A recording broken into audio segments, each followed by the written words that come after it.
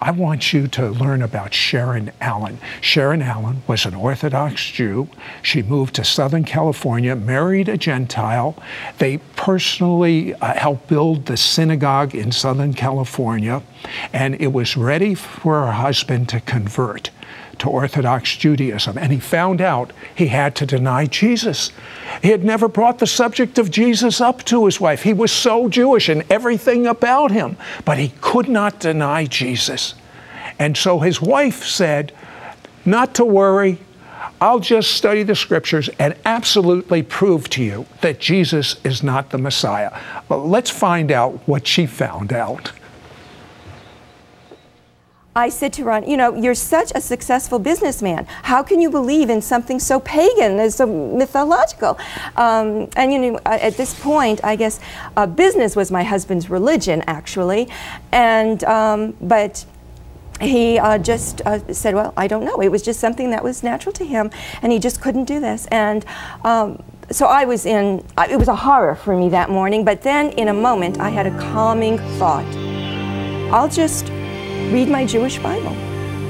And I figured it wouldn't take me long. I'd start at the beginning and I'd start to read, and pretty soon I'd find a scripture that would prove to my husband that that man could never have been the fulfillment of the Jewish Bible. And I began to read, and my husband went off to work and my daughter went off to school, and I sat there reading page after page, and hours later my daughter came home from school and my husband came home from work, and there I was still sitting page after page reading. And then the next morning my husband went off to work, my daughter went off to school, and this went on. It went on for days, went on for weeks, went on for months. I couldn't believe what I was reading in my own Jewish scriptures. The rabbis say that you cannot read the Hebrew scriptures without the commentaries. So I bought the Sansino commentaries, I bought the Tanakh series by Masorah Publications, I bought the Rashi commentaries, and I kept reading. And I kept researching and researching. I bought the Targumim, and I kept researching and researching. I bought the Talmud, and I kept reading and reading and reading. And it seemed that the early rabbis, the ancient rabbis, they recognized that there were two pictures of the Messiah in the Hebrew scriptures. They even had names for them. Mashiach ben Yosef, Messiah son of Joseph, who would come as the suffering servant, and Mashiach ben David, Messiah son of David, who would come as the conquering hero king.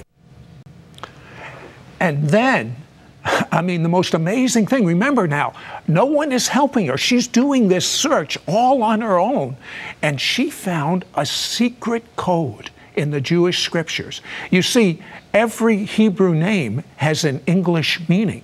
So she took the first 10 names in the genealogy of the Bible, and guess what she found? Take a look.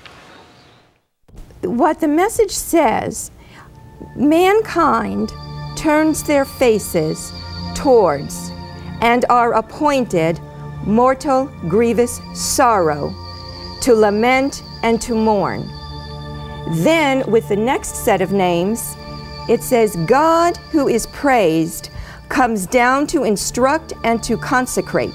He is sent forth as a prophet priest to be smitten and scourged, to die, to give rest and security, a quiet attitude of peace.